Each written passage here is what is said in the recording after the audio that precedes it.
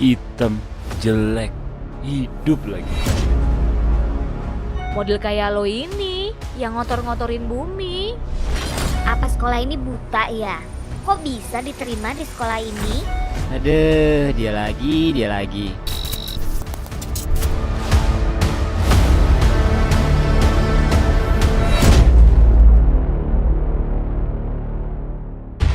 Model kayak lo ini yang Udah ngotor-ngotorin hitam, bumi. Apa jelek, sekolah ini buta hidup ya? lagi. Kok bisa diterima di sekolah Aduh, ini? dia lagi. Cyberbullying atau perilaku kekerasan berbasis dunia maya rentan mendapatkan pengaruh negatif. Teknologi internet yang berkembang pesat dampaknya dapat menjangkau audiens yang jauh lebih besar dan lebih luas dengan pelaku yang tidak dapat diketahui atau anonim dan mempunyai konsekuensi yang lebih merusak seperti stres, depresi, bahkan bunuh diri.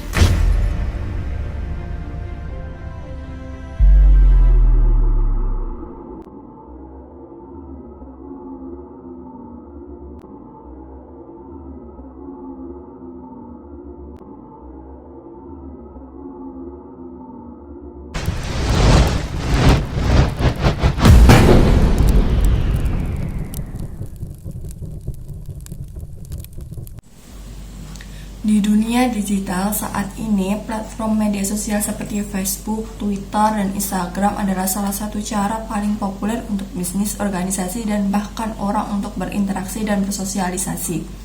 Selain keuntungannya nyata, keberadaan media sosial juga memiliki efek merugikan bagi penggunanya. Salah satunya adalah cyberbullying di kalangan penggunanya. Cyberbullying adalah penggunaan media sosial yang disengaja untuk mempermalukan, mengejek, atau merendahkan seseorang, menyebarkan informasi yang tidak benar tentang mereka, dan terlibat dalam perilaku berbahaya lainnya. Menurut psikolog, studi mendalam tentang perilaku cyberbullying sangat penting karena dampak cyberbullying terhadap pelaku yang tidak dapat mengembangkan empati dan memiliki kesepian mental yang cenderung menyimpan skrip atau acting kesepian agresi.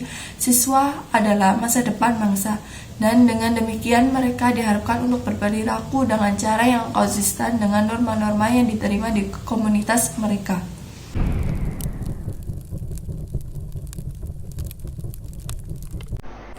Selanjutnya, bab kedua adalah tinjauan pustaka. Pada dasarnya, sebutan cyberbullying ini diperoleh dari dua kata yakni cyber dan bullying. Cyber yang artinya dunia maya atau biasa disebut dalam bahasa Inggris yaitu cyberspace yang memiliki arti media elektronik dalam jaringan komputer di mana bertujuan untuk kebutuhan komunikasi satu arah atau timbal balik yang dilakukan secara online tanpa bertatap muka. Sedangkan bullying memiliki arti perundungan. Menurut Alwas tahun 1997, bullying ini merupakan sikap negatif yang akan membuat seseorang merasa tidak nyaman atau terluka dan biasanya terjadi terus-menerus atau berulang-ulang kali yang diidentifikasi karena ketidakseimbangan antara pelaku dan korbannya.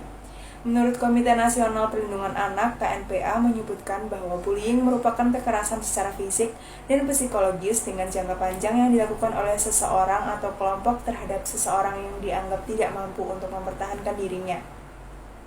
Berdasarkan pengertian di atas, dapat disimpulkan bahwa bullying adalah suatu tindakan kejahatan dengan perilaku yang agresif, yang dilakukan tidak hanya sesekali atau bahkan dilakukan dengan berulang-ulang kali dengan tujuan melukai orang lain yang dianggap lebih lemah dari diri pelaku bullying itu sendiri, gunanya untuk mendapatkan kepuasan pribadi, memperoleh kekuasaan, dan ditakuti. Menurut Pacin dan Hinduja 2015, cyberbullying merupakan perilaku yang disengaja dan dilakukan secara berulang yang terdapat dalam media teks elektronik atau internet. Pendapat lain ini dilihat dari Willard 2005. Cyberbullying merupakan perlakuan kejam yang dilakukan dengan sengaja terhadap orang lain dengan cara memposting atau mendistribusikan bahan yang berbahaya atau bersifat negatif melalui internet atau teknologi digital lainnya. Cyberbullying atau intimidasi elektronik adalah intimidasi yang dilakukan terhadap orang lain. Penggunaan perangkat elektronik seperti komputer, ponsel, internet, situs web, ruang obrolan, email, SMS, dan lain-lainnya. Biasanya korban menunjukkan teror dengan menuliskan animasi, gambar, dan rekaman video atau film yang menakutkan, menyinggung, atau Di ujung pada dasarnya, bullying dipahami sebagai kontak fisik antara pelaku dan korban, mendorong dan memukul atau kontak psikologis seperti ejekan, ancaman, dan hinaan. Namun karena intimidasi telah berkembang dengan teknologi informasi dan istilah cyberbullying ini muncul untuk komunikasi melalui internet. Yang tahap kedua ini adalah tingkat kesadaran mahasiswa terhadap masalah cyberbullying. Pada masa sekarang ini, tindakan cyberbullying sudah banyak dijumpai hampir di semua media sosial. Semakin canggihnya teknologi dari masa ke masa membuat generasi muda lebih mudah mengekspresikan diri mereka secara umum melalui sosial media seperti Instagram, TikTok, Twitter, Facebook, dan lainnya. Sehingga hal tersebut bisa menjadi pemicu tindakan positif maupun negatif.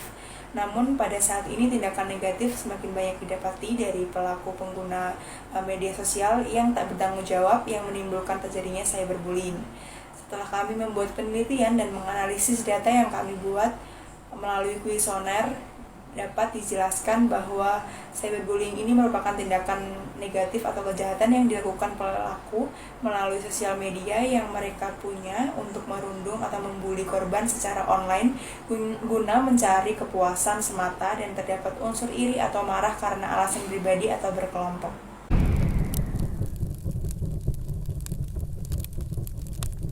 Jenis dan pendekatan penelitian. Penelitian dengan judul Tingkat Kesadaran Mahasiswa tentang Cyberbullying ini menggunakan metode penelitian kualitatif. Tujuan dari metode penelitian ini sendiri adalah untuk memahami sudut pandang mahasiswa dan mendapatkan pemahaman yang mendalam tentang masalah yang diteliti. Penelitian ini menggunakan pendekatan studi kasus untuk memperoleh informasi tentang pandangan mahasiswa terkait cyberbullying yang marak terjadi. Perspektif teori. Penelitian yang berjudul Tingkat Kesadaran Mahasiswa Terhadap Cyberbullying menggunakan pendekatan teori psikodinamik, karena penelitian ini fokus pada pandangan dan respon mahasiswa terhadap cyberbullying. Selain itu, penelitian ini juga mengeksplorasi tindakan yang diambil oleh mahasiswa dan orang-orang terdekat mereka ketika mengalami cyberbullying. Subjek dan objek penelitian. Subjek penelitian. Penelitian ini menggunakan sampel mahasiswa sebagai subjek penelitian. Subjek penelitian dipilih secara inklusif, di mana siapapun yang merupakan mahasiswa aktif dari berbagai perguruan tinggi dan semester dapat berpartisipasi dalam melakukan penelitian ini. Tidak ada batasan khusus berdasarkan perguruan tinggi, program studi, atau semester tertentu. Objek penelitian. Objek penelitian ini adalah tingkat kesadaran mahasiswa tentang cyberbullying. Penelitian ini akan berfokus pada pengetahuan, sikap, tindakan mahasiswa terhadap fenomena cyberbullying secara umum. Variabel penelitian meliputi pengetahuan tentang cyberbullying, yaitu memahami definisi cyberbullying, jenis-jenisnya, dan cara mengidentifikasinya. Yang kedua adalah sikap terhadap cyberbullying, yaitu menilai pandangan, empati, dan solidaritas mahasiswa terhadap korban cyberbullying. Yang ketiga yaitu tindakan dalam menghadapi cyberbullying, yaitu menilai tindakan yang diambil oleh mahasiswa dalam menghadapi kasus cyberbullying, termasuk melaporkan, membantu korban, atau menyediakan dukungan. Data terkait objek penelitian ini akan dikumpulkan melalui instrumen survei yang telah dikembangkan. Survei akan mencakup sejumlah pertanyaan yang dirancang untuk mengukur variabel penelitian yang ditetapkan. Dengan pendekatan inklusif ini, diharapkan penelitian dapat mencakup berbagai mahasiswa dari berbagai latar belakang dan perguruan tinggi, sehingga dapat memberikan gambaran yang lebih holistik tentang tingkat kesadaran mahasiswa mengenai cyberbullying. Teknik pengumpulan data. Teknik pengumpulan data yang digunakan dalam penelitian ini adalah melalui pengisian kuesioner. Dengan melakukan pengisian kuesioner, kami dapat melihat mengenai perspektif atau sudut pandang mahasiswa mengenai tindakan cyberbullying. Apa yang mahasiswa lakukan saat mereka menjadi korban cyberbullying, seberapa paham mahasiswa mengenai kasus cyberbullying, serta apakah mahasiswa menjadi pelaku cyberbullying tersebut. Kami juga memperoleh berbagai jawaban mengenai solusi apa yang harus dilakukan untuk mencegah terjadinya cyberbullying.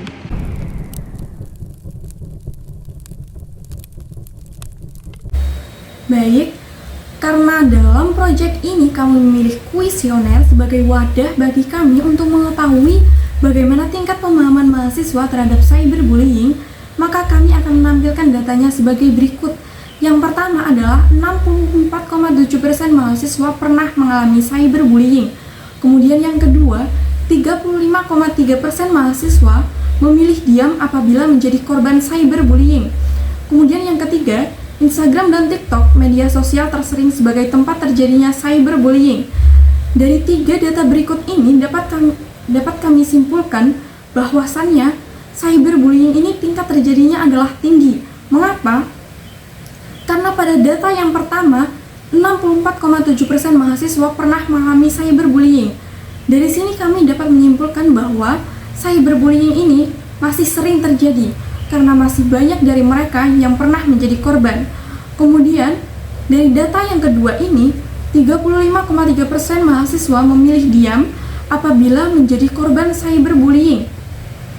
Mereka memilih diam, maka spekulasi akan muncul bahwasannya cyberbullying ini masih sering terjadi, dan karena tingkat keseringan inilah mahasiswa memilih diam.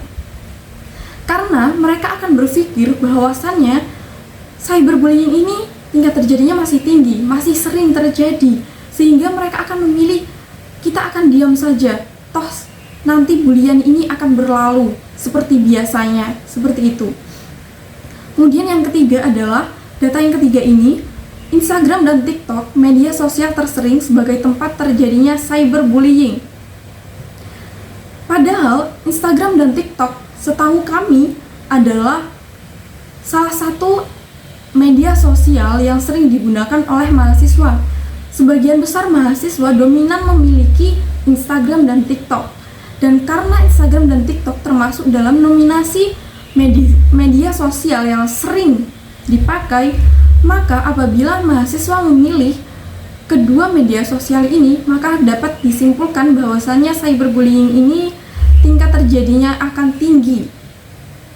Baik, data yang keempat adalah 55,9% mahasiswa belum sepenuhnya mengerti tentang cyberbullying. Di sini kami mengambil cara pengambilannya adalah dari angka 1 sampai dengan angka 5. Di mana semakin menuju ke angka 1 berarti semakin tidak paham, kemudian semakin menuju ke angka 5 berarti semakin paham.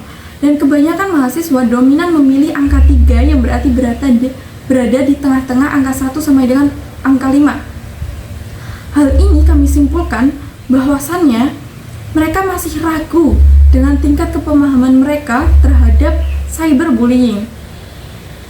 Kemudian yang kelima adalah solusi mahasiswa dominan berfokus pada pelaku. Solusinya akan kami kemudian dari data 4 dan 5 ini kami dapat menyimpulkan bahwasannya tingkat pemahaman mahasiswa terhadap cyberbullying adalah masih rendah. Mengapa?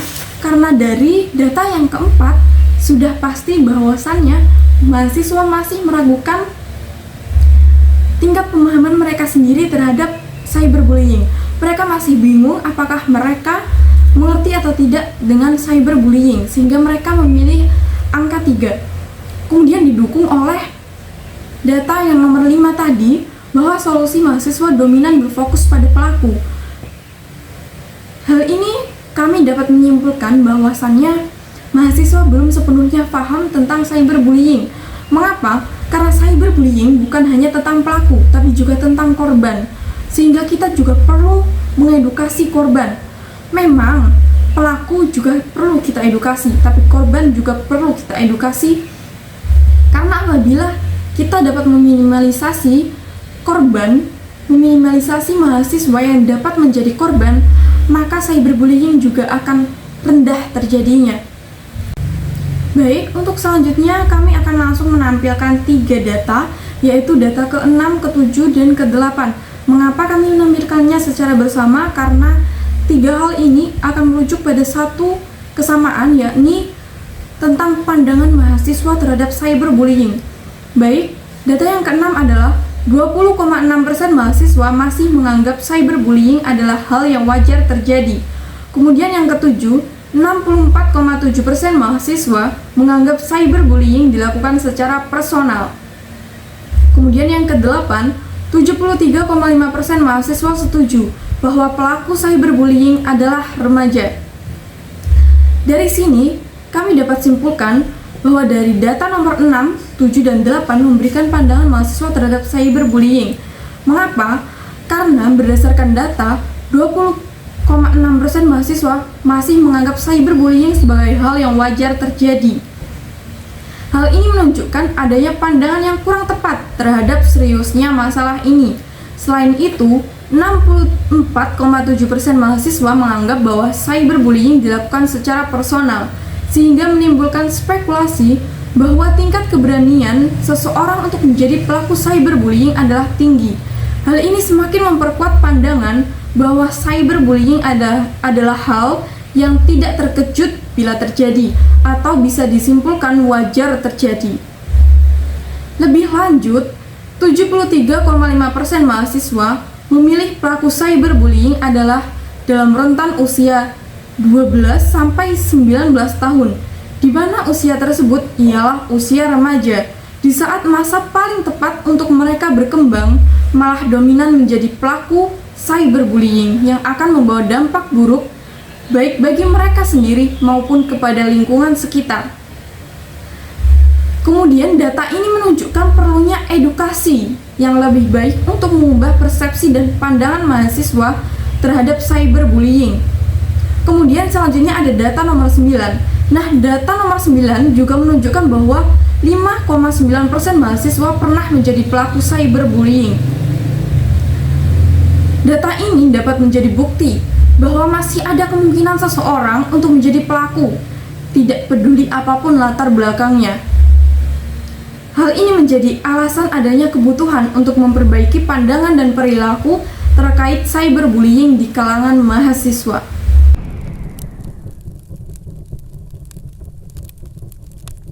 Berdasarkan hasil penelitian dan pembahasan yang dilakukan, berikut adalah kesimpulan yang dapat ditarik mengenai tingkat kesadaran mahasiswa tentang cyberbullying.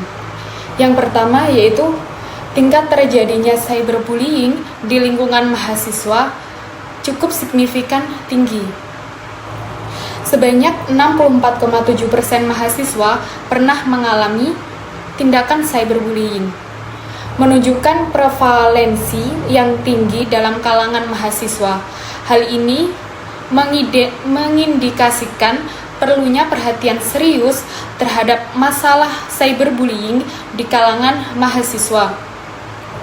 Yang kedua yaitu mahasiswa memiliki tingkat pemahaman yang rendah tentang tindakan cyberbullying. Lebih dari setengah responden, yaitu 55,9%, meragukan tingkat pemahaman mereka sendiri terhadap tindakan cyberbullying.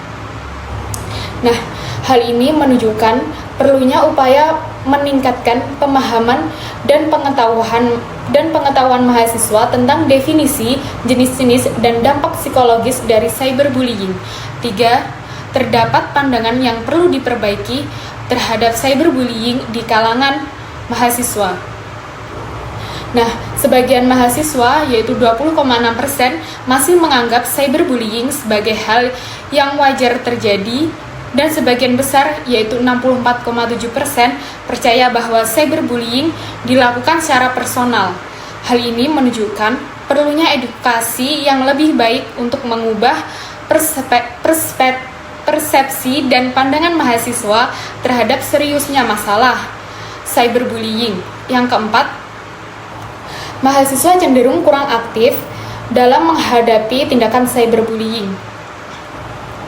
Ditemukan bahwa sebagian besar mahasiswa, yaitu 35,3%, memilih untuk diam jika menjadi korban cyberbullying.